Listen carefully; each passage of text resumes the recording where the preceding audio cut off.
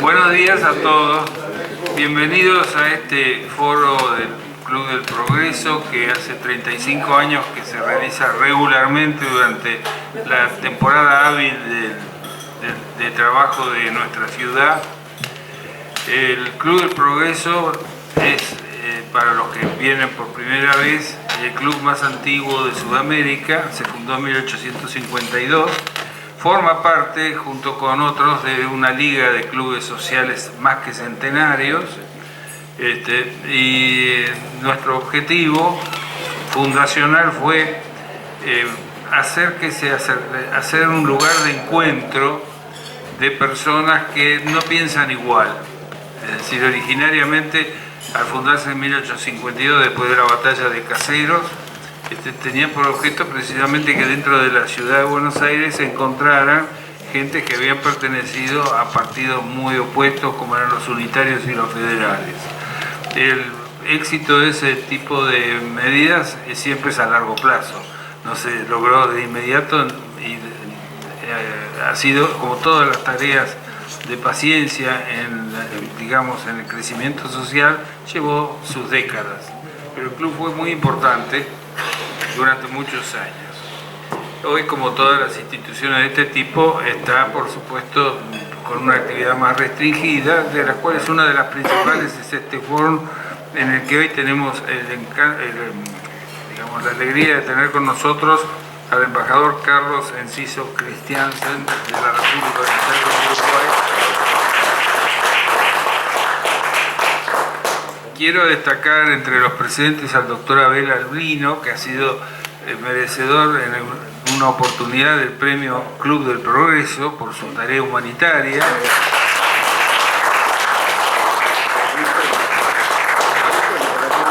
Este año también hemos elegido por tarea humanitaria al régimen de la ciudad de Buenos Aires que se llama SAME, que trabaja en el auxilio en los accidentes inmediatos a las personas que sufren percances en la vía pública. En la persona del doctor Crescenti se le va a entregar prontamente el premio Club del Progreso a alguien también médico y también por su tarea sanitaria y humanitaria. Bueno, otras actividades que el club tiene son los próximos eventos. El jueves 3 de noviembre se presenta el libro de Arnaldo Miranda Tumbarello.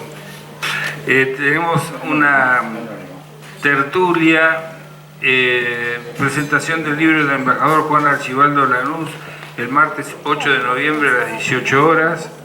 Una tertulia del Progreso con la historiadora Camila Perochea, que es conocida por su presencia en televisión, del jueves 10 de noviembre a las 19 horas. El martes 15 de noviembre tenemos una tertulia con Miguel Ángel Tomás sobre el tema de seguridad interior a las 19 horas. El jueves 17 de noviembre, conferencia de Elma Kalmanash, que será por Zoom, tema histórico también.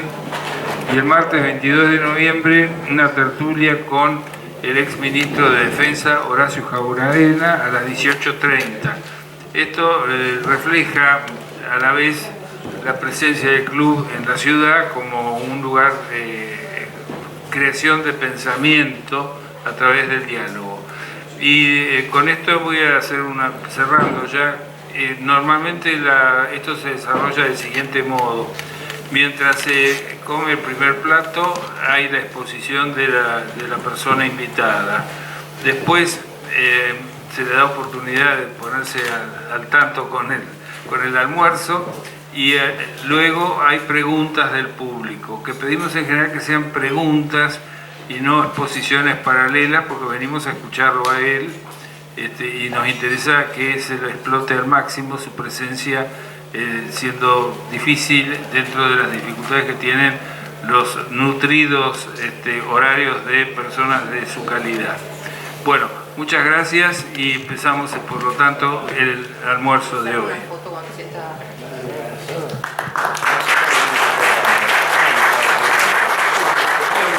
Perdón, omití decir que la formación del de nuestro invitado ha sido en dos campos. Ha trabajado académicamente en el tema de relaciones exteriores y sobre todo es un político, puesto que ha sido intendente y legislador. Su último cargo es, todavía tiene un mandato de legislador, creo, pendiente, cuando ha sido propuesto para este cargo de embajador. Así que ahora sí los dejo a ustedes con él. Gracias. Bueno, muchas gracias, presidente. Por supuesto, es un gusto estar aquí con ustedes. Con el amigo Julio Lascano Ibedia, hace un tiempito lo visité en la Universidad de El Salvador y surgió, le digo, che, ¿vos sabés que hay un club que está con una gran tradición en mi debe de visitar? Dice, pero a ver, no solo lo vas a visitar, sino que vamos a intentar que puedas tener una charla, una tertulia al mediodía, y bueno, y acá estamos. Surgió de esa forma, sin mucho protocolo, de lo cual es un gusto estar en esta institución que tiene lazos también con nuestro país históricamente, y que con aquellas figuras del siglo XIX que fueron señeras en el campo político, militar y demás, siempre hubieron relaciones muy fluidas con lo que fue un proceso de consolidación de los estados nacionales, aún todavía muy incipiente, ¿no? Así que agradezco la acogida también de los demás directivos que vamos conociendo hoy y que eventualmente es parte también de una relación con la misión diplomática, con la embajada que nos interesa cultivar en diferentes actividades. Acá nos acompañan algunos ministras consejeras, y ministros del cuerpo diplomático de la embajada, de área cultural, comercial, así que también es bueno después que también queden en contacto con ustedes y nosotros mismos por la multiplicidad de actividades que siempre podemos coauspiciar, apoyar, participar desde el punto de vista de la institución y de también la misión diplomática, ¿no? Evidentemente, el título de esta pequeña presentación, que yo lo voy a hacer corto porque me parece muy rico también el diálogo y el intercambio. Bien lo decía el presidente, nosotros tenemos una designación política, si vale el término, no somos embajadores de carrera, pero no dudamos cuando el presidente, que si bien habíamos salido legislador por nuestro departamento de Florida nuevamente, luego de haber sido un par de periodos intendente, luego de haber estado en el Senado también unos meses antes de mi reelección como intendente. Evidentemente, cuando el desafío de estar acá me lo presenta el presidente, no dudamos, solamente le consultamos a mi señora por razones obvias, pero evidentemente es un gran destino que tiene ese vínculo, porque además siempre desde la democracia para acá han habido embajadores, en algunos casos de carrera, pero siempre con la previa visto bueno de la administración, del gobierno, del presidente de turno. Y los ejemplos abundan también del lado argentino hacia allá. Es de ambos lados, tal vez la embajada para nosotros creo que es la más importante, y para Argentina una de las también importantes que tiene, ya en una frontera mucho mayor que la nuestra, obviamente.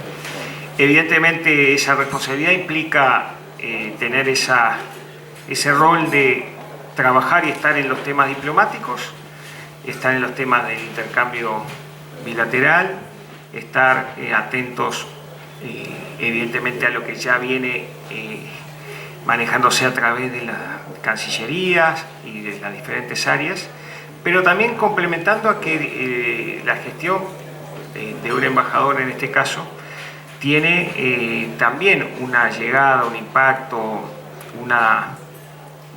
una generalidad más amplia, que es el relacionamiento con la sociedad civil, con el empresariado, con los sectores sociales, con la prensa, con las instituciones como esta, y eso a veces abarca mucho y no está en el reduccionismo del campo diplomático, sino que está precisamente en una misión que es amplia y que tiene que tener esos lazos a través de cultivar y tender puentes. Es por ello que hago esta consideración para darle un poquito de contexto de nuestra situación y de nuestro vínculo. Independientemente que en lo personal también siempre tuvimos una relación con Argentina, con Buenos Aires. Mi padre vivió en un año además difícil acá. Yo era chico obviamente, pero estuvo becado en el 73 y bueno, yo ya en aquella época cultivé las lindas virtudes de esta ciudad y de sus costumbres y bueno, y obviamente todo eso hace a que hay un espíritu rioplatense latente y viviente. Nosotros podemos reflejar la situación de cuál es históricamente la relación de Argentina con nuestro país y viceversa, que sin entrar en disquisiciones históricas, obviamente hay un origen común después de lo que fue la creación del Virreinato del Río de la Plata y el proceso de la independencia. Es allí que tenemos la denominación nuestra de la Banda Oriental, lo que implicaba con las demás provincias después unidas una relación de igual a igual.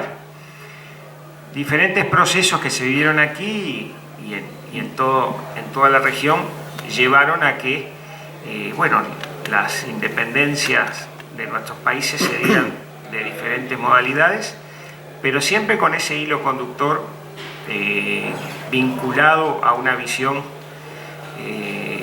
territorial y de designio común, porque vamos a entendernos, nuestros pueblos anhelaban lo mismo y además nuestra demografía, nuestra situación geográfica, nuestra inserción futura en el mundo era parte de esa misma concepción.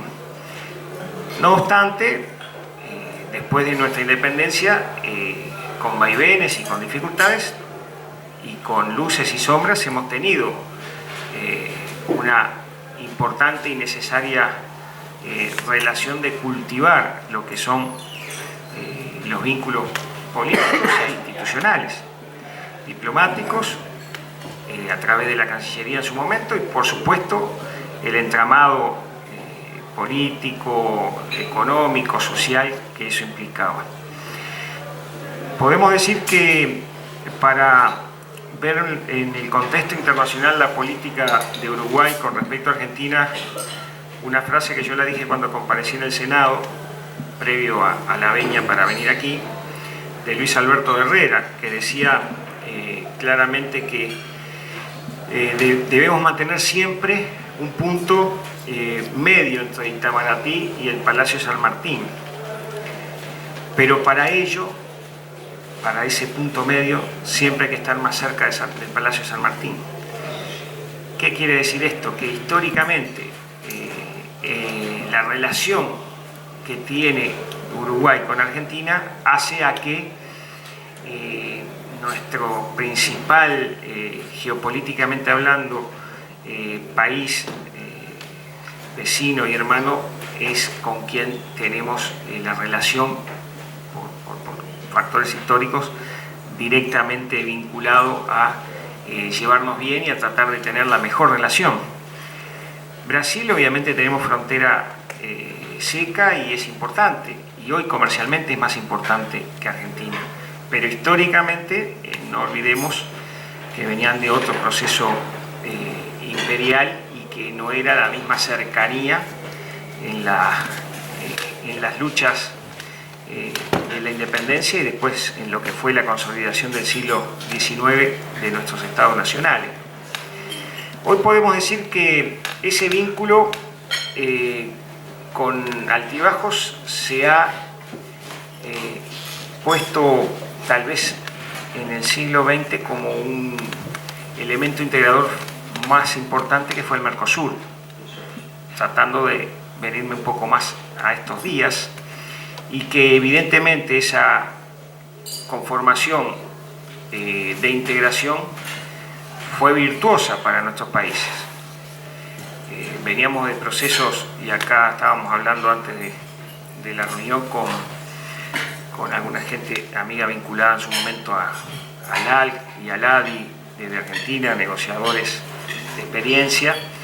Veníamos de un proceso de altibajos donde el disparador de aquel acuerdo Sarney-Alfonsín generó después lo que fue el acuerdo de Asunción, que evidentemente no fue favorable en muchos aspectos, pero que no podemos ver que eso quede estático. Hoy tenemos una dificultad para nuestro país, un país como Uruguay, que es más chico y más dependiente de los mercados internacionales y no tanto del mercado interno o del consumo interno. Evidentemente el Mercosur, desde el punto de vista estático, no es bueno porque en algún aspecto tenemos digamos, la necesidad nosotros de abrirnos más al mundo de lo que tal vez los socios por asimetrías mayores no lo tienen. Evidentemente, en ese sentido podemos decir que hay análisis que podemos tener matices, pero claros y objetivos, de que el Mercosur además nunca llegó a ser, y estamos en transición, un proceso de integración final. Es una unión aduanera en algún aspecto imperfecta, porque vaya si sabremos que hay mecanismos de integración como puede haber sido, por decir el ejemplo más clásico europeo, que el núcleo aglutinador primero fue el acero y el carbón, y después en la década del 50 eso llevó a procesos de integración fuerte económica entre Alemania, Francia, y después se fueron pegando otros países. Evidentemente hasta llegar a hoy, donde tienen moneda, institucionalidad y un montón de cuestiones totalmente supranacionales, a lo cual nosotros quedamos a medio camino. Entonces, ¿qué hacer? ¿Cómo llevarnos bien con Argentina, pero también tener nuestra posibilidad de camino propio? Bueno, esa es una pregunta que nuestro presidente se ha hecho y se ha generado en algún aspecto algunos temas de ciertos chisporroteos en el ámbito del Mercosur. Creemos que estamos llamados a complementarnos, que estamos llamados obviamente a integrarnos finalmente y a largo plazo, pero en el mientras tanto, evidentemente, nuestra economía, reitero, en el Mercosur tiene un techo. Hoy somos el cuarto país, Argentina, de nivel de exportación, pero la cifra no llega a un 5%. Entonces, evidentemente para Uruguay, ya en una balanza comercial con Argentina 3-1 desfavorable durante décadas, evidentemente no tenemos hoy una gran posibilidad de crecimiento económico y comercial en la región. Primero porque además competimos en muchos de los productos exportables, carne, soja, lácteos. Es prácticamente la columna vertebral hoy de nuestra exportación, de nuestra agroexportación, y evidentemente eso implica que tenemos que salir de la región porque aquí no tenemos grandes posibilidades de colocar nuestros productos, porque los producen y muy bien también. A Brasil le exportamos arroz y lácteos, pero después tampoco tenemos grandes posibilidades. Además, a veces hasta ahora, por un tema de demanda interna y que la industria cárnica nuestra exporta casi el 90%, estamos importando carne de Paraguay y de Río Grande para el mercado interno, precisamente porque la demanda, el arrastre al exterior es tal que la industria tiene esa dificultad en algún aspecto.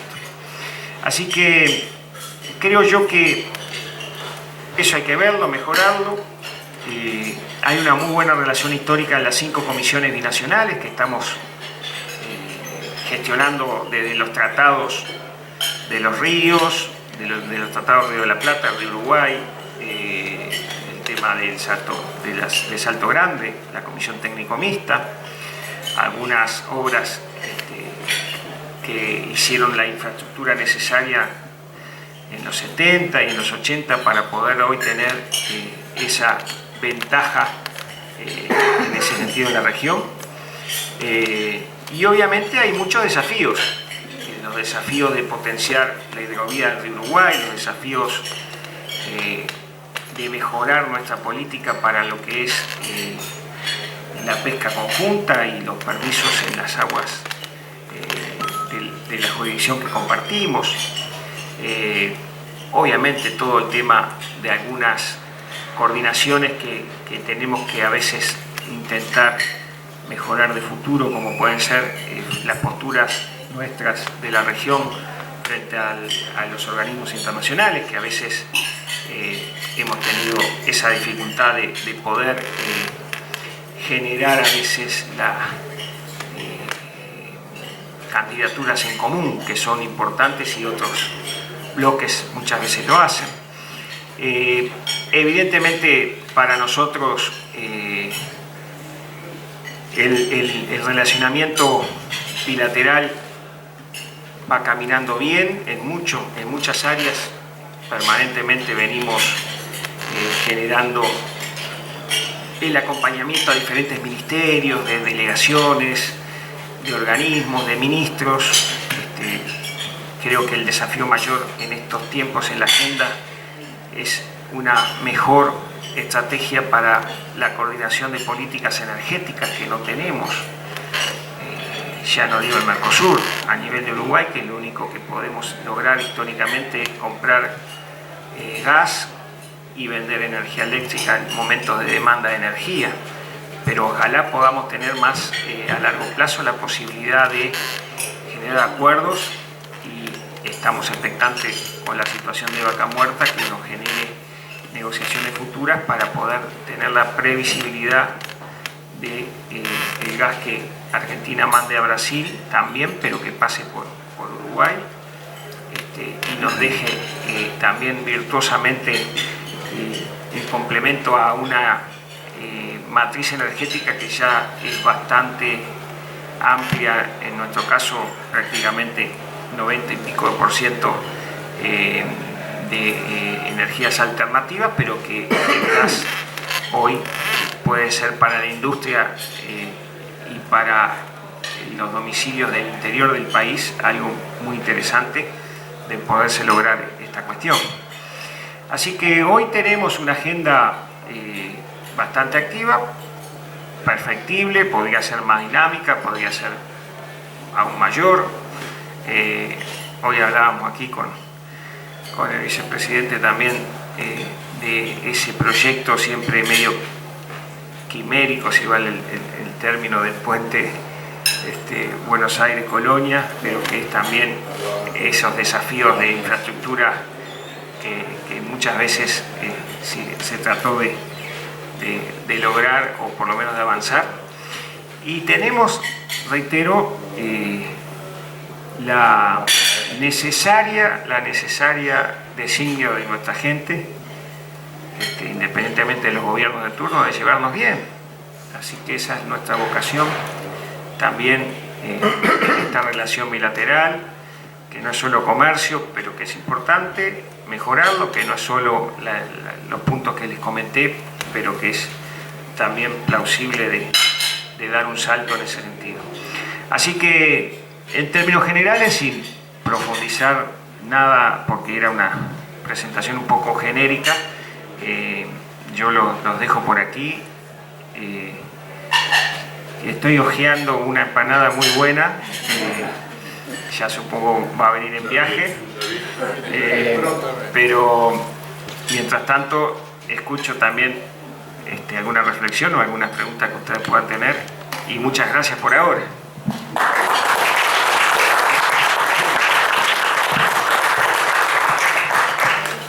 Vamos a comenzar esta segunda ronda, por lo que voy a pedir que si me levantan la mano, acá Pepe les va a acercar el micrófono y les recuerdo.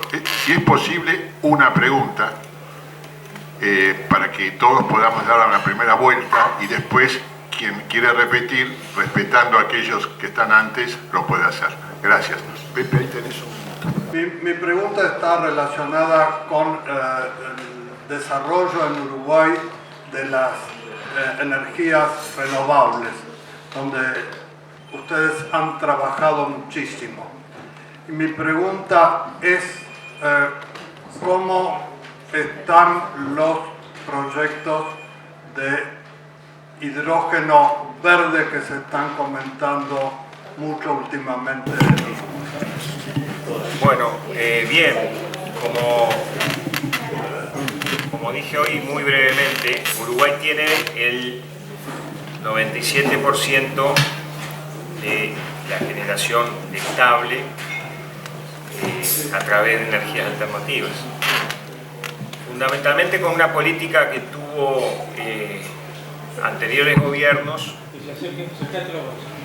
con lo que ha sido fundamentalmente la tecnología de energía eólica, con un mix público-privado, al inicio con parques eólicos en concesión por varios años, pero que fue una modalidad que atrajo muchos inversionistas locales y algunos extranjeros, llevando hoy a la compañía estatal eléctrica que es UTE, que es monopólica, allá la generación, la transmisión, la venta es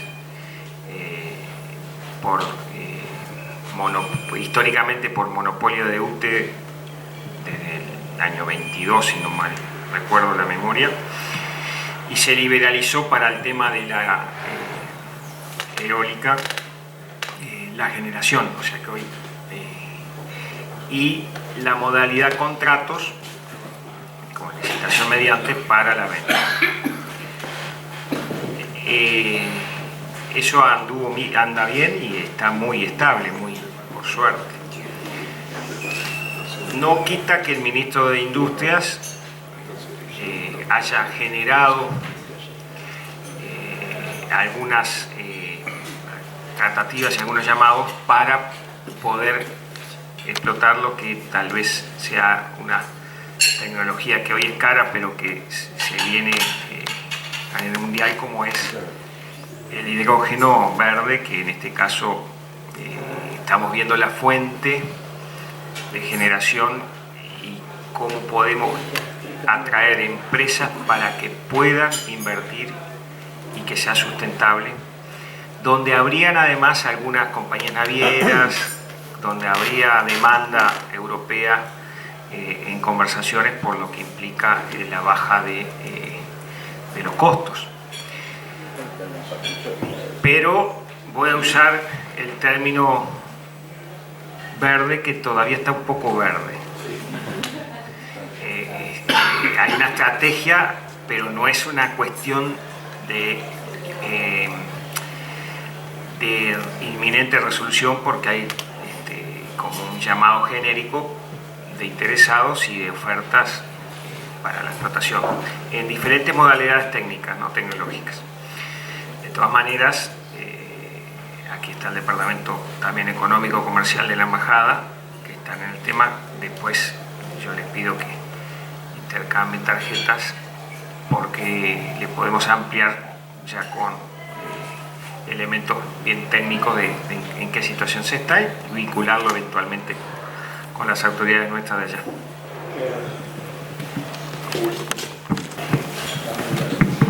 Muchas gracias. Primero agradecerte, felicitar al embajador que esté presente aquí, en este club centenario de la Argentina, que siempre ha tenido la presencia de embajadores uruguayos y la verdad que tu presencia la engalana una vez más. Y sobre las conversaciones hechas, bueno, voy a poner un poquito de picor nada más sobre la situación actual. En relación con las recientes elecciones brasileñas, o considerando las recientes elecciones brasileñas, ¿no?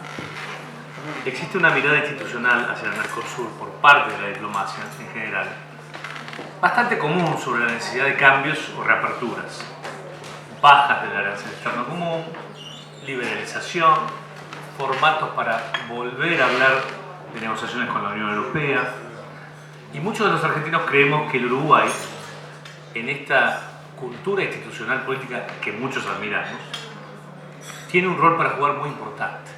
Esta es la pregunta. ¿Vos crees lo mismo? ¿No crees que el Uruguay, y ahora considerando la institucionalidad de Brasil y la de Argentina, tengan este rol en el Mercosur tan especial? Gracias, Julio. Sí, Uruguay históricamente su sistema político ha sido ejemplo de comparación de solidez y de tradición democrática e institucional. Eso es un activo, eso es un valor que contrapesa tal vez la falta de volumen en otros aspectos que puede tener el país en el concierto internacional. Y creo que fue virtuoso cuando Uruguay empujó también a Paraguay a entrar al Mercosur, porque nos servía a todos y potenciábamos la región. Y no quedaba solamente un muy buen acuerdo que hubiera sido Argentina-Brasil nuevamente, pero no con una idea de círculos concéntricos que después se fue agrandando. El Mercosur hoy, Chile, Bolivia, otros países siempre lo han visto con atracción y han estado participando de instancias informales o de observadores o de miembros invitados, si bien no plenos del tratado original. Y Venezuela también, en su momento. Así que hoy Uruguay tiene un estatus de tradición en ese sentido que puede ayudar a amalgamar algunas contradicciones que puedan haber en esta política actual de la región. Y además siempre Uruguay fue pendular. Yo decía esa frase de Herrera, pero en realidad también es parte de esa historia nuestra de tener la capacidad de pendular entre dos países grandes y poder ayudar a amalgamar y atenuar algunas contradicciones en el concierto mundial, sin dejar de reconocer también que hemos tenido tradición de grandes embajadores que han defendido causas de Argentina, no solo Malvinas, sino en fin, mucho antes. Recuerdo al embajador Velázquez en Naciones Unidas, etcétera, etcétera, ¿no? Así que hay una tradición también de buena relación. Ojalá podamos plasmarla cuanto antes, porque lo precisamos todos. Muchas gracias. El último es mi nombre es Alfonso Santiago, yo soy director de la Escuela de Gobierno de la Universidad Austral. Muchísimas gracias, señor embajador, por su presentación. El jueves y viernes pasado estuve en Montevideo porque junto con nuestra universidad y 5 de las facultades de Derecho de aquí de Uruguay, en la sede del Parlamento realizamos una jornada sobre Derecho Constitucional rioplatense. Y bueno, entre los temas muy interesantes que salieron, surgió el tema del análisis de la relación de nuestros países con el sistema interamericano de derechos humanos. El presidente actual de la Comisión Interamericana de Derechos Humanos es el doctor Pérez Manrique, el antiguo juez de Uruguay, y había estado sesionando la Corte Interamericana allí en Paraguay, en Uruguay, en Montevideo. Sin embargo, encontré una tensión manifestada por algunos catedráticos y también por algunos integrantes de la coalición de gobierno acerca de la relación entre Uruguay y el sistema interamericano de derechos humanos, particularmente con el caso Hellman, incluso con propuestas de una cierta ruptura si no se daban una solución a esa tensión que se manifestaba. Entonces quería saber su opinión sobre la entidad que podría tener ese problema del vínculo entre el Estado, entre Uruguay y el sistema interamericano de derechos humanos. Bien,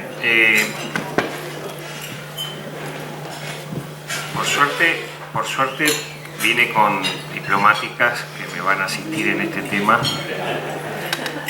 porque específicamente lo deben tener un poquito más en el seguimiento, no digo diario, pero semanal. Tengo entendido que había un ámbito de diálogo planteado. Tomo recibo de la inquietud para involucrarme un poquito en qué se está. Evidentemente, como tal vez no sea un tema de la agenda un poco bilateral, me puede escapar en el momento los detalles de la situación. Creo que Uruguay siempre ha actuado históricamente en el marco del derecho por el histórico reclamo de las diferentes instancias de organizaciones de derechos humanos. No veo hoy que cambiemos históricamente una posición que tenemos, pero vamos en lo personal a indagar un poquito. No sé si tiene alguna compañera del equipo algún comentario que pueda abonar algún dato más concreto, ¿no? Gracias. Soy Jimena Hernández, ministra consejera de la embajada. Estoy con Carla de Cuñac, ministra, y Silvana de la Gata, consejera, que además ha trabajado mucho en los temas de derechos humanos, pero justamente estábamos un poco intercambiando. Como mencionaba el embajador, no tenemos los datos concretos porque no es parte en este momento de nuestra función y de la agenda con Argentina.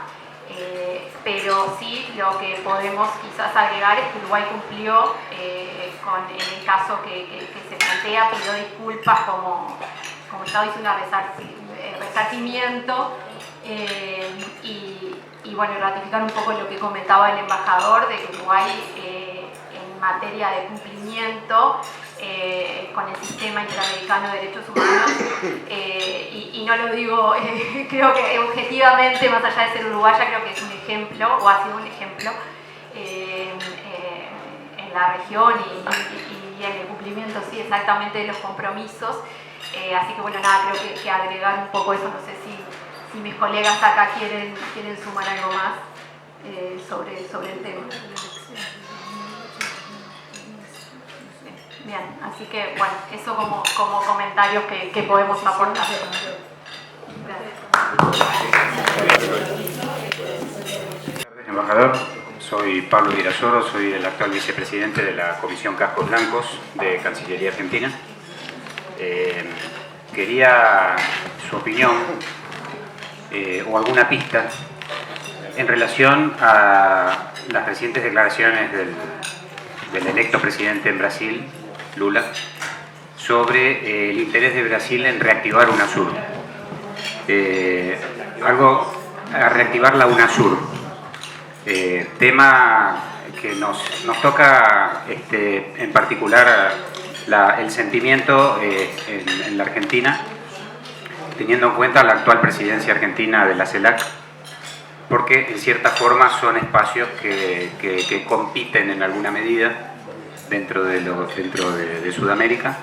Entonces quería su opinión o alguna pista de la posición que adoptaría el gobierno uruguayo ante la posibilidad de una reactivación de UNASUR impulsada por Brasil y una eventual resistencia de algunos países de la región en priorizar la CELAC frente a este impulso renovador de Brasil de la UNASUR. Muchas gracias. A ver, obviamente hay dos tipos de respuestas, la que puedo dar yo ahora y la que va a ser oficial en tiempo y forma cuando esto se formalice en los ámbitos que correspondan, que estimo además será después del 1 de enero cuando el próximo gobierno brasileño ya entre en funciones. De todas maneras, a título un poco personal, lo que puedo decir es que CELAC ha sido, vivimos aquí en Buenos Aires hace pocos días, la prueba de un interesantísimo, conjunción de integración. Tal vez en lo que podemos hoy tener la realidad de América Latina, no tan vinculante como algunos quisieran, pero me da la impresión que es un instrumento a consolidar y a cultivar, porque además están todos los países y están aquellos que podemos decir no son democráticos o no tienen hoy un sistema como nos gustaría, y están aquellos que tienen sus otras posturas ideológicas, y ahí convivimos en marcos genéricos que nos da la posibilidad por consenso de que esa estructura esté vigente y que México haya hecho una muy buena presidencia, Argentina también, y así seguirán los países rotando por región. Lo de UNASUR me da la impresión que tiene un contenido tal vez diverso y está en algún ámbito de creación, posiblemente por el nuevo contenido de participación que tuvo Lula y Brasil en su momento en la creación, que ahora vuelve tal vez a la agenda. Obviamente después veremos las posturas de los países de la región con respecto al tema. Nosotros a priori creemos que CELAC está llamado a consolidarse y a profundizar. Lo demás no lo podía adelantar porque bueno, no he tenido por la inmediatez de esto ningún comentario de Cancillería nuestra, ¿no? Muchas gracias. Bueno, muchas gracias, embajador, por su tiempo y por sus comentarios. Soy Sofía del Carril, dirijo la maestría en Relaciones Internacionales de la Universidad Austral y tenía varias preguntas, pero lo voy a resumir en una. Hablamos mucho sobre el corrimiento del eje hacia el Asia-Pacífico, ¿no? Esta gravitación del poder de la economía hacia ese espacio. Y Uruguay, entre sus lineamientos, tiene justamente esa proyección hacia el Pacífico, ¿no? Sobre todo a nivel comercial. Entonces, me gustaría preguntarle, en primer lugar, ¿qué obras de conectividad o infraestructura en el Cono Sur son necesarias o serían deseables para esa proyección uruguaya? Y en segundo lugar, si se pudiese hablar de un espacio rioplatense, ¿qué tipo de complementariedad económica, comercial en nuestro espacio ayudaría justamente a la proyección de Uruguay de la región hacia el Asia-Pacífico? La primera parte, yo estimo que puede estar vinculada a algunas obras o algunos diseños de carácter interno de nuestro país para ayornar mayor potencialidad hacia esa región. Nosotros tenemos un puerto que desde los 90 se desregularizó, tiene una administración estatal, pero tiene también la inversión privada que nos ha permitido tener una competitividad en la región y en el mundo, a tal punto que hoy, desde el punto de vista de la logística, del comercio, de las compañías navieras, del flujo de contenedores, que son muy importantes, tiene hoy todavía una capacidad de crecimiento y de ayornarse, independientemente de algún debate que se da en el país de hacer o no un puerto de aguas profundas también en Rocha, más sobre el océano, pero ahí evidentemente es todavía algo no laudado, hay una discusión con diferentes operadores. Nuestro presidente a priori no era muy proclive al tema. Desde ese punto de vista portuario, un poco la situación está así. Después, obviamente, el comercio nuestro está en los últimos tiempos por demanda vinculado, yo diría, Asia y Oceanía, porque también estamos con ASEAN, también estamos en algunos acuerdos, a pesar que competimos también con Nueva Zelanda y con Australia a nivel técnico, sobre todo los sectores de lechería y demás. Y el tema con China, que evidentemente es hoy para muchos productos el primer mercado. Entonces allí hay un desafío de ver cómo podemos avanzar en algunas cuestiones en un equilibrio muy fino que sea, bueno, no excluyente de nuestro espíritu históricamente mercosuriano, pero también realista de que haya válvulas de escape en el buen sentido o algunas excepciones que podemos dar la disquisición también de discusión que algunos artículos del tratado nos permitirían, porque precisamente el Mercosur está en transición, no es un proceso culminado. Y ahí hay evidentemente muchos desafíos para poder mejorar la competitividad. Hoy estamos tratando de generar acercamientos y acuerdos fuera de la región, y la demanda por precio, por escala, la demanda asiática es importantísima. Ahora, ojalá pudiéramos haber tenido estrategias de coordinación en común entre nuestros países para negociar de otra forma. Pero bueno, la realidad es esa. Entre el ideal utópico y la realidad hay un mundo,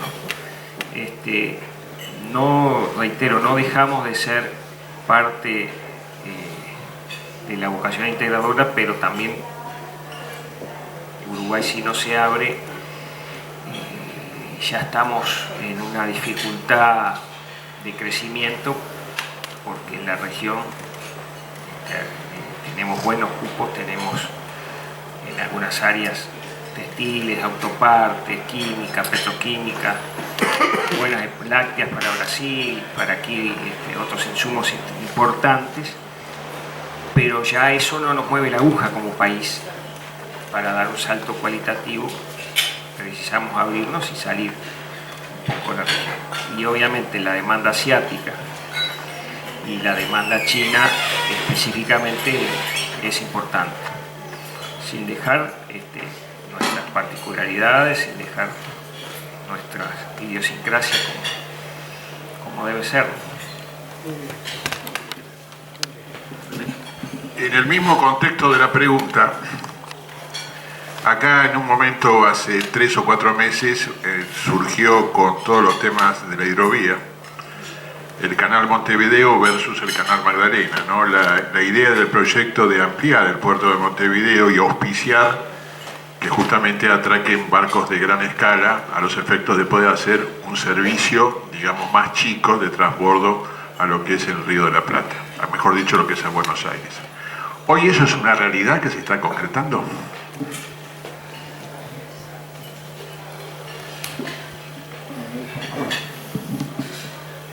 A ver, capaz que aquí parte del prestigioso auditorio tenga más elementos que yo, pero sí. Pero ¿a qué voy? Que han habido algunos pronunciamientos de gente importante del gobierno, no directamente Cancillería, pero gente que está en organismos, fomentando la necesidad del canal Magdalena, lo cual es una decisión soberana del gobierno argentino y no vemos mal. Evidentemente en el diagnóstico, en el análisis, a veces hay una predisposición a que lo que está hoy operativo, que es bajo el tratado actual, y todo lo que es el flujo de la salida del canal del Indio, todo lo que es la logística nuestra del puerto de Montevideo, como que a veces se empieza esa discusión más teórica de la vieja lucha de puertos entre Montevideo y Buenos Aires. Bueno, que ahí hay bibliotecas, y ya sabrán ustedes más que yo, para todos lados. Pero no he sabido, por lo menos por la embajada y por la Comisión del Río de la Plata, que puede tener algo que ver, y a veces sesionan aquí cada 15 días, ninguna novedad de cambios de importancia. El tema está así, un poco en algunas esferas, en la discusión, en los foros, en algunas opiniones de jerarcas, que bueno, que es respetable, pero que nosotros sepamos no ha avanzado de eso.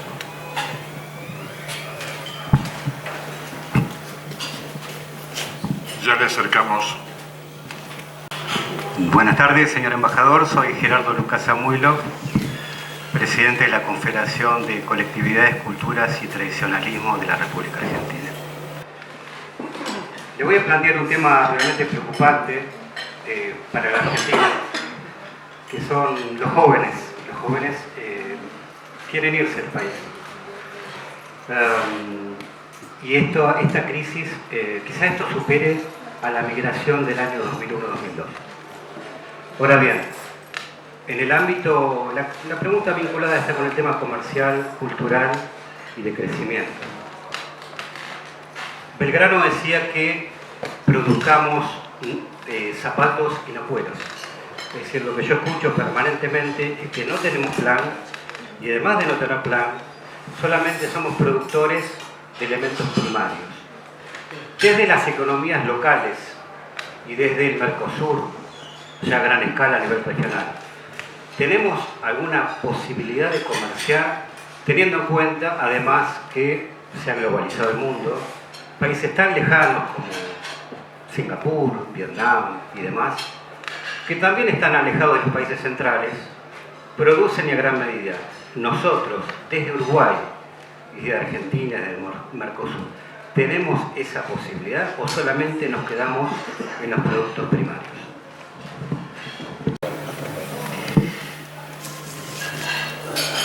Gracias por la participación.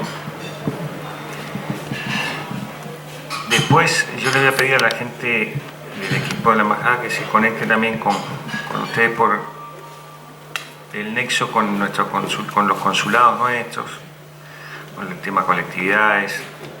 Hay fiesta de las colectividades, hay actividades que a veces participamos, así también podemos generar algo con ustedes. Uruguay está en eso y no de ahora. Ahora han habido algunas políticas de incentivo aún tal vez mayor en este gobierno, pero ya viene tratando de dar valor agregado a mucha producción, tratando de explorar temas de tecnología. Hoy somos, a nivel del Cono Sur, de los principales países de exportación de software, y eso es valor agregado, trabajo inteligente, educación. Hoy tenemos la posibilidad de estar incentivando a radicar diferentes parques industriales donde tienen los temas de servicio, de tecnología, de ser un hub en la región para muchas de estas actividades. No creo que sea menor, no tengo el impacto directo del Ministerio de Trabajo, pero han habido técnicos, profesionales jóvenes que se han radicado de muy buena forma en empresas de tecnología, algunas de ellas y de logística. Algunas de ellas son conocidas acá como lo que puede ser Mercado Pago, Globan, la de Alperín, Mercado Libre, perdón, que sin dejar de tener acá su peso han tenido el desarrollo de investigación y gerencial hoy en puntos importantes de Uruguay, en Montevideo, algunos en el este. Y eso es para nosotros una importante inyección de trabajo con inteligencia, trabajo de gente jóvenes que se están formando, algunos que han venido de aquí a vivir hacia allá o de otros puntos de América Latina. Evidentemente hay mucho para hacer. El presupuesto actual se inyectó recursos para ciencia y tecnología, para ámbitos de investigación. Hay toda una beta de investigación a través de los institutos técnicos agropecuarios, también de tecnologías alternativas. Y hoy yo no recuerdo las exportaciones, pero las exportaciones no tradicionales vienen avanzando en función de esto. No, ahora no tengo el porcentaje más fino, pero te digo que es importante. Y lo de la industria del software para bancos de América Latina, para empresas en Miami, bueno, acá en Argentina hay varias empresas que demandan el software que se desarrolla en Uruguay. Hoy los ingenieros de sistema en Uruguay tienen pleno empleo. Los muchachos que salen, muchachas de las facultades, tienen ya una demanda porque además tienen el sistema previo de pasantía, lo cual la inserción es rápida y hay una gran demanda. ¿Qué debemos como Mercosur, como Argentina y Brasil? No tenemos sistema de reválida activa, es engorroso, es larga, es compleja. Eso es un tema que nosotros no tenemos hoy, no lo dije en la agenda, pero Argentina tiene reválida con países más lejanos que aquí, que en nuestro barrio, que en nuestra región, y nosotros viceversa. Y bueno, y es uno de los temas que, para que sea el flujo de intercambio de formación más ágil, en este sentido que decía anteriormente, ¿no? Gracias. Muchas gracias, señor embajador. Soy Lourdes Puente, directora de la Escuela de Política y Gobierno de la Universidad Católica. Muchas gracias al Club de Progreso por la invitación. Quería preguntarle, porque me parece que no se tocó en relación al acuerdo de la Unión Europea con el Mercosur, cuál es la posición, teniendo en cuenta que es, bueno, sé que el eje pacífico es el que está como más traccionando, pero que a raíz de la guerra el eje atlántico volvió a tomar alguna significación, sobre todo para nuestros países. Si Uruguay en ese sentido había tomado nota de esto y tiene una posición más fuerte en relación al acuerdo este. Le agradezco y le mando saludos a través suyo a nuestro compatriota decano de Derecho de la Católica, el amigo Garat, cuando lo cruce por algún pasillo. Nosotros somos desde el vamos, como Argentina, vaivenes de Brasil, pero aspirantes a haber llegado a un acuerdo con la Unión Europea. Uruguay fue de los primeros países del área Mercosur que suscribió el acuerdo y que el Parlamento lo ratificó. El tema es que también uno como país va generando cierto, no sé si escepticismo la palabra, pero la pelota está en la cancha de ellos, y todos sabemos que la ratificación en Europa, en el seno de la Unión Europea, el lobby de los parlamentarios vinculados a lo agrícola en Francia tiene mucho peso y que hay sectores en Italia y el proteccionismo. Yo lo escuché muy atento a Borrell acá cuando vino en el ámbito de CELAC Unión Europea, muy lindo, bárbaro, pero el tema está más allá que acá. Es más, ahora si había algún resquemor como excusa el tema Brasil y el Amazonas, ahora con Lula no van a tener más excusa en ese sentido, se supone. Así que yo soy levemente optimista que se pueda por lo menos reagendar o reimpulsar un poco con el tema del cambio en Brasil, porque evidentemente ya Lula en su momento tenía una relación y un acercamiento con la Unión Europea que el actual gobierno de Bolsonaro no lo priorizaba. Eso es el único factor que yo veo regionalmente que puede, que no es menor, ayudar. Pero reitero, cuando las cosas estaban muy prontas, y que me corrijan, o que los diplomáticos que están en estos temas de años, la cuestión quedaba en el ámbito europeo siempre allí a la espera de la ratificación.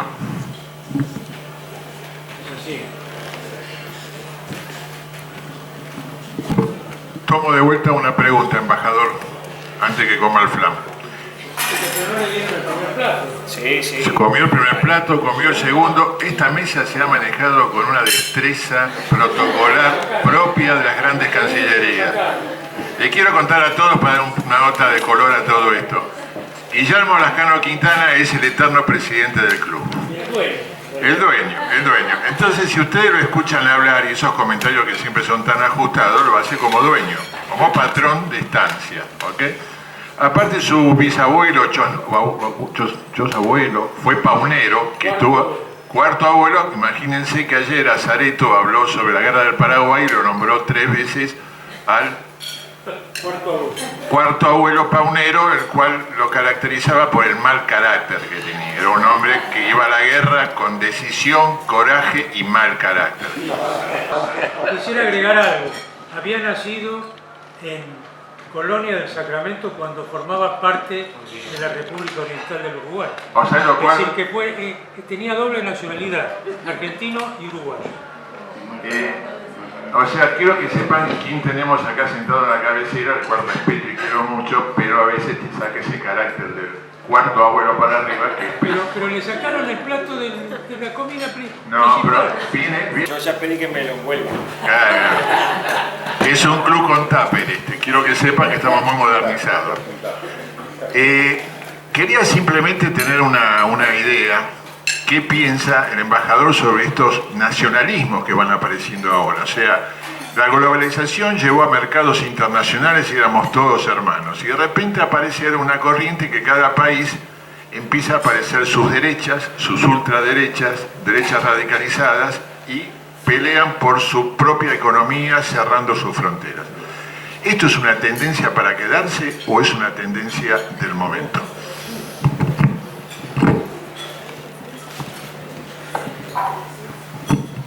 A ver, si yo tuviera la respuesta pondría una consultora, pero no obstante voy a tratar de esbozar una opinión más personal. Yo creo que hay una crisis de credibilidad en el sistema en general, en el mundo del sistema de representación político-institucional clásica, tradicional. Y eso lleva en algún aspecto también a que todos vimos lo que ha pasado en Europa, en Italia, y bueno, y la situación en la tradicional y flemática Inglaterra con el tema de Reino Unido, de la situación del primer ministro, la primera ministra, la salida, los dimes y diretes, que parecía hace años algo irreal o ilógico. La gente me da la impresión en muchos países defraudada tal vez por las expectativas económicas, post pandemia, lo que pasa acá y algunas cuestiones de causa anterior a la pandemia, presionan al sistema político tradicional, que no da a veces la solución adecuada para sus expectativas. Eso lleva como que hay un mal humor, una situación de resentimiento con las élites gobernantes, y me hace acordar aquello que pasó entre las dos guerras, ¿no? En Europa sobre todo, donde los nacionalismos eran la salida de un discurso que estaba ávido de ser escuchado, del proteccionismo, del mercado interno, del nacionalismo vinculado al desarrollo industrial o económico para poder salir de la crisis. O sea, hay una beta por ahí, me parece. Y después, reitero, creo que hay un sistema donde tienen que ver también los medios de comunicación y sobre todo las nuevas tecnologías, para bien o para mal. Bauman, que me gusta leerlo, hablaba de la política líquida, entre otros conceptos, que implica la inmediatez que hoy es, y lo vimos que te gobiernan por Twitter. Sobre todo lo vimos con Trump, lo vimos con Bolsonaro acá en la región. Las cancillerías y los poderes ejecutivos y los gabinetes se enteraban de las decisiones por un tuit del presidente. Todo eso implica que hay un cambio de los sistemas tradicionales del gobierno, sutil o no, independientemente de la formalidad de las elecciones. Hay otros factores de poder y de incidencia en la agenda, y todo eso lleva a que estamos en un panorama de inestabilidad permanente. En fin, no tengo mucho más que estos comentarios, pero reitero, cuando tengan más claridad, capaz que dejo el cargo y nos ponemos una consultora con alguna gente acá del equipo de comensales que son muy prestigiosos. ¿Alguien quiere formular alguna pregunta? Allá nuevamente, Pepe. Bueno, muchas gracias por esta segunda oportunidad. Entonces, quería preguntarle acerca del modelo actual del gobierno de Uruguay, una coalición de gobierno hacia adentro, que integró bastantes espacios políticos, y como tal vez un escenario parecido puede haber en la Argentina en las próximas elecciones. ¿Se nos podría contar cómo funciona, qué acuerdos básicos y fundamentales tuvieron estos distintos integrantes de la coalición de gobierno y cómo opera hacia adentro el gobierno uruguayo en este momento? Brevemente, refresquemos el sistema electoral para entender la construcción de la actual coalición, del actual gobierno, ¿no? Uruguay tiene elecciones cada 5 años, no hay reelección. El sistema es obviamente bicameral, pero vos tenés tenés una interna que es una PASO, pero no obligatoria. Está en la Constitución la garantía de la Corte Electoral, pero ahí cada partido y cada tendencia y cada sector se regula. A veces la no obligatoriedad no implica, perdón, aclaro, es obligatoria en el sistema, pero no es obligatoria para el ciudadano. O sea, está en la primera instancia del proceso electoral es en junio, vamos a hablar ya de la próxima, junio del 24. En octubre, primera vuelta, se eligen las dos cámaras y el presidente, los dos candidatos de los dos partidos más votados van a un balotaje, que es en noviembre. Las municipales y departamentales es en mayo del año siguiente, o sea, la próxima mayo del 2025.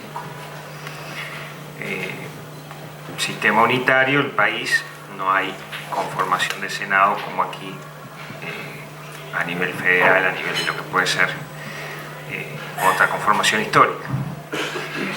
El actual presidente, que nosotros lo acompañamos desde la OTA interna y desde nuestro departamento de Florida, fuimos el primer intendente que lo apoyó cuando cuestionaban en el buen sentido otros líderes que eran los que dirigían el partido, consolidó después de la otra elección que perdió con Tabaré Vázquez, lo que es la posibilidad de en paralelo tener la articulación con otros partidos, previendo que precisábamos una coalición de partidos y que la alternativa al Frente Amplio no era solo un partido, como puede ser el Partido Nacional, que tuvo alrededor del 30% de los votos en primera vuelta. Y vos precisás 20% más, la mitad más uno. Evidentemente ahí fue una construcción inteligente, muy interesante, porque era marcar tus diferencias con los demás partidos, históricamente el Partido Colorado, que fue un partido que tuvo también desde la génesis de Uruguay las luchas con el Partido Blanco fundado por Uribe, Partido Colorado fundado por Rivera, y que de un lado tenían más amistad con los unitarios, el Partido Colorado, el Partido Nacional, el Partido Blanco, más relación con las huestes federales. Y ese devenir histórico, que es importante porque es de los sistemas de partido más viejos del mundo, llevó a que ya habíamos votado los blancos por un Colorado con dificultad al principio, pero a Jorge Valle. Se acordarán que Jorge Valle en aquella elección le ganó a Vázquez al Frente Amplio, e hizo un comentario que yo no lo voy a repetir. Algunos se acordarán, que después vino a pedir disculpas, pero bueno. ¿A qué voy? La calle generó ese círculo de afinidad concéntrica con tres partidos en paralelo. El Partido Independiente, que hoy el ministro de Trabajo es de ese partido. Un partido que viene del PDC, que estuvo en el Frente Amplio, es como una especie de centro-izquierda cristiana, una excepción del PDC, porque el PDC formalmente está en el Frente Amplio. Acuérdense que el Frente Amplio se formó en el 70 y es una coalición de partidos, o sea, partidos de izquierda, algunas tendencias de todo tipo, partido fuerte, histórico Partido Comunista, la gente que estaba en la guerrilla era muy rica, gente que venía de la democracia cristiana, de separaciones del vallismo y el Partido Colorado, en fin. Entonces, la virtud de construir una coalición se dio en la campaña electoral o antes, porque el candidato colorado, que era Talvi, y Sanguinetti, que fue presidente, ellos marcaban su postura y nosotros teníamos a veces la concepción diferente en algunos temas y la personalidad del propio presidente de la calle como candidato para marcar su programa de gobierno. El Partido Independiente también. Un nuevo partido que se llama Cabildo Abierto. Un partido que surgió bajo la figura de un militar que fue despedido de comandante en jefe del Frente Amplio y que terminó generando una corriente importante desde el punto de vista político. Todo ese conglomerado, vos lo ves y parece contradictorio. ¿Cuál fue el punto aglutinador? Un programa común. Entre octubre y noviembre, primera vuelta ganó la calle, segundo el Frente, iba a balotaje. El Frente seguía con su esquema y no tenía capacidad de políticas de alianza, porque ya el Partido Colorado, el Partido Independiente, esta construcción nueva, un pequeño partido de la gente y el Partido Nacional ya eran la oposición durante 15 años al Frente Amplio. Entonces era natural que juntaran acuerdos y comparecieran con con un mismo candidato, como se hizo en noviembre, y se ganó. ¿La coalición cómo funciona? Primero porque hubo una base programática. Entonces, fue la conjunción de los programas de gobierno de todos, de los 5 partidos que están en la coalición hoy. Con un poco más de peso en algunos temas del Partido Nacional, porque votó mejor y porque el reflejo de la coalición se da que tiene el 57-58% del Parlamento. Entonces, la coalición tiene mayoría parlamentaria, hizo alguna ley de emergencia, ha sacado las leyes que, negociando algunas cosas internamente, se comprometieron en la campaña electoral, en ese programa que se hizo muy rápido, en 10-15 días, que se le presentó a la ciudadanía. La ciudadanía en noviembre no votó solo un candidato, ya votaron un programa coaligado los 5 partidos en un compromiso firmado por los líderes, por los candidatos de todos. Y en eso a veces se hace alusión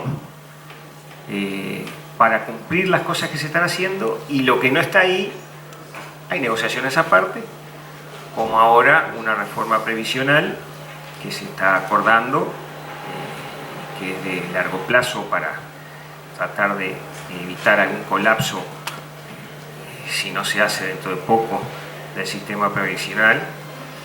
Y bueno, y ahí hay una negociación con los líderes y el presidente y el partido de gobierno, con los demás partidos paralelos. Más o menos esa es la lógica. Se reúnen cada 15-20 días, un mes, o cuando los hechos lo ameriten, las cabezas de los partidos con el presidente, y después en el Parlamento están, como le dicen acá, los bloques, allá le decimos las bancadas, que también negocian y llevan la agenda, ¿no? Eso es en principio la lógica. Por supuesto, también se les llevan los proyectos al Frente Amplio, a la oposición, como este último. Ahí hay más puntos de divergencia y a veces no es posible concitar el apoyo, pero bueno, las mayorías parlamentarias hoy la tiene el gobierno, que no es solo un partido, sino son 5. No sé si más o menos por ahí.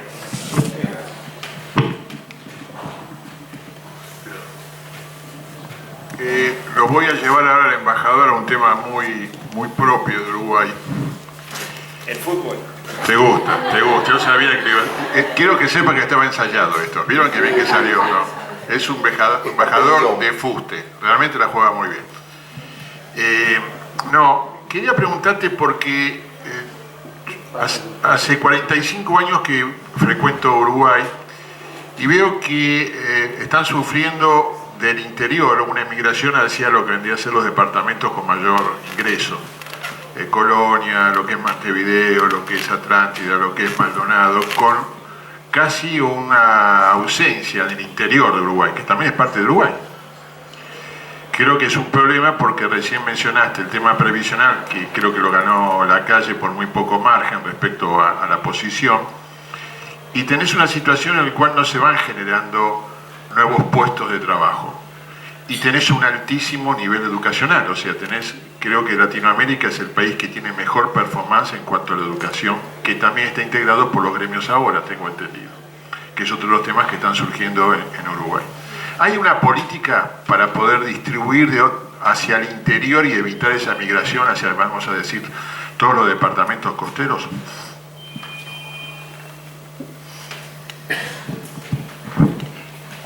A ver, buena la pregunta. Tiene algún análisis muy breve histórico, demográfico, histórico y de conformación del país. A diferencia de Argentina, Uruguay obviamente es obvio que es mucho más pequeño, pero a su vez nosotros nos creamos como una ciudad-puerto. Argentina en parte con Buenos Aires también, pero la dimensión territorial de las provincias, sobre todo el norte, del altiplano, digamos, le daba otro equilibrio, si vale el término. Montevideo hoy es más de la mitad de la población y es la capital y es donde está radica la sede de las empresas, de la política, de las instituciones, es el puerto, es el aeropuerto, la comunicación. Entonces, las vías férreas y las carreteras todas confluyen verticalmente del norte hacia el puerto. También por ese modelo agroexportador tradicional vinculado a los ingleses, que de acá también se sabe cómo fue. Ahora, el Partido Nacional, que fue gobierno del 90 al 95 y antes del 58 al 66, fue de los primeros gobiernos en aquel momento, en la década del 60, que el ministro de Transporte, por una concepción más desarrollista del interior, empezó a hacer las rutas de conexión horizontal. Melo, noreste del país, con el litoral uruguayo, vamos a suponer, enfrente a Colón, que está Paysandú, y acá hay Entrerriano. No había ruta. Bueno, el Partido Nacional en aquel momento, que además era donde votaba bien, mejor en el interior que en Montevideo, hizo justicia y empezó a ver un diseño de infraestructura en el interior. Entonces hoy vos recorres del litoral al este hacia Brasil por rutas que se hicieron, pero recién en la década del 60. Prácticamente no habían rutas que transversales, si vale el término. Hoy estamos en lo mismo. Hoy estamos haciendo puentes, diseñando rutas de conectividad de Río Negro, entre Tacuarembó, Durazno, potenciando el desarrollo del interior a través de un incentivo a la ley de inversiones para que quien radica un emprendimiento tenga un puntaje en la ley, en el incentivo crediticio de la ley de inversiones y tributario. Hay políticas. A mi entender, igualmente se lucha contra la corriente, porque esa franja tipo pequeña L de entre el litoral de Colonia, que va hasta Rocha, es donde están las playas, es donde está la inversión inmobiliaria en Punta del Este, es donde está Montevideo como centro del país. Entonces hay una tendencia centrífuga, si vale el término, de como un círculo vicioso que no es fácil romper.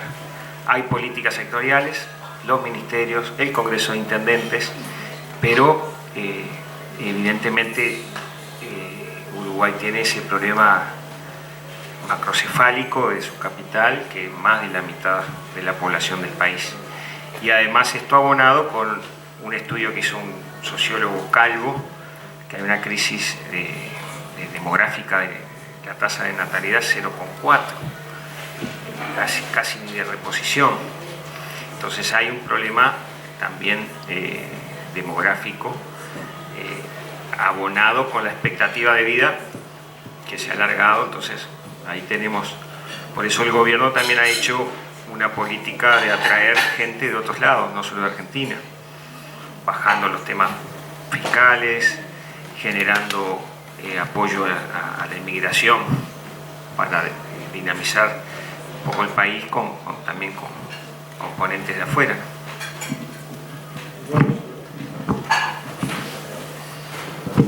Muchas gracias, señor embajador, por todas sus tan inteligentes respuestas y sobre todo por su inicial presentación. Lo mío es muy pequeñito. ¿Cómo hicieron para que los partidos políticos que conforman la coalición gobernante formularan propuestas de gobierno? ¿Y cuál es el sistema electoral de los internos de los partidos políticos, si hay alguno? Bien, a ver, en la elección interna vota todo el mundo en simultáneo ese día y por razones obvias vota solo una lista de un partido con la Corte Electoral garante, padrón abierto. Después cada partido tiene su modalidad de organización. El Partido Nacional tiene afiliados, como tienen los demás partidos.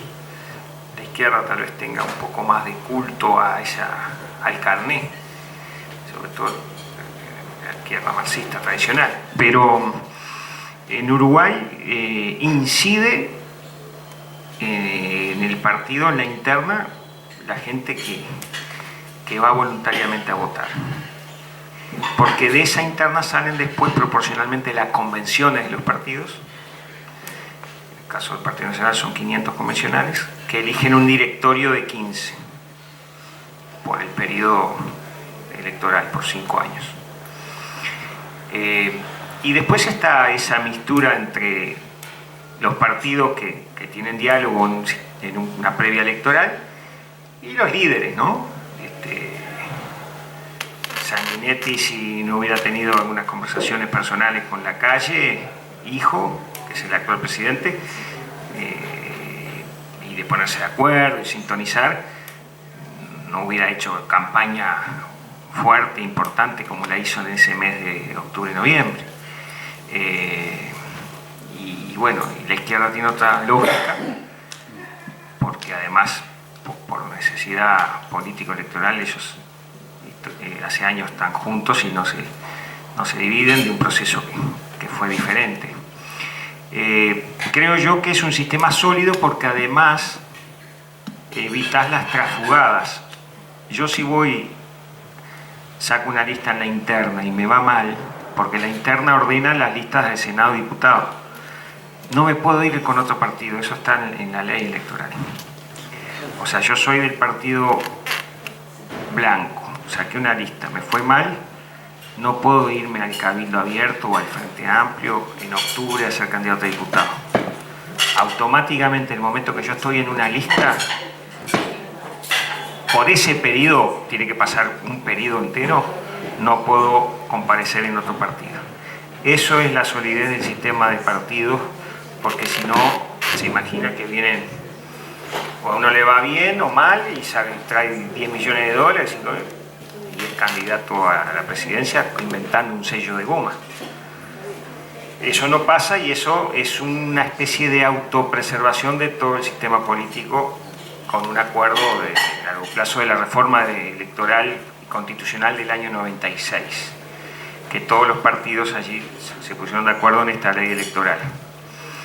Y lo otro que creo que acá a veces no ayuda, visto de afuera, y lo digo un poco ya más adentro de casa, no lo tomes como injerencia, pero no hay elecciones de medio término allá.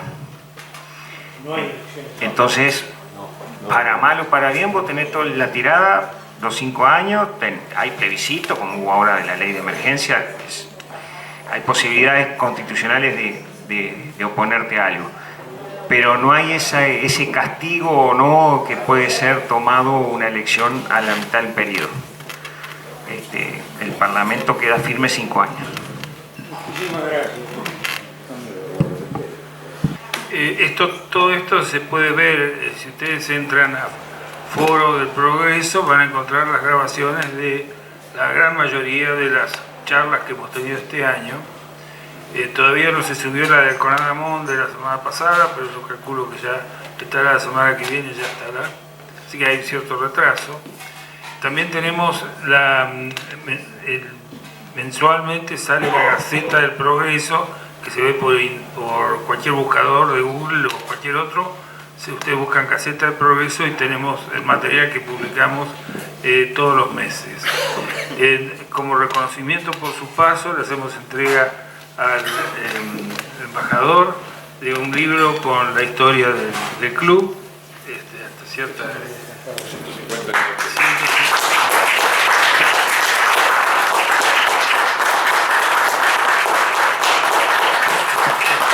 Este libro fue editado por sus primeros 150 años y ya estamos en 170, así que vamos a tener que hacer una edición más. Y una de las reglas de oro es que a las 15 puntualmente, a más tardar, se termina esta reunión, así que eso es una estricta forma de respetar el tiempo de todos. Así que muchas gracias señor embajador, de nuevo.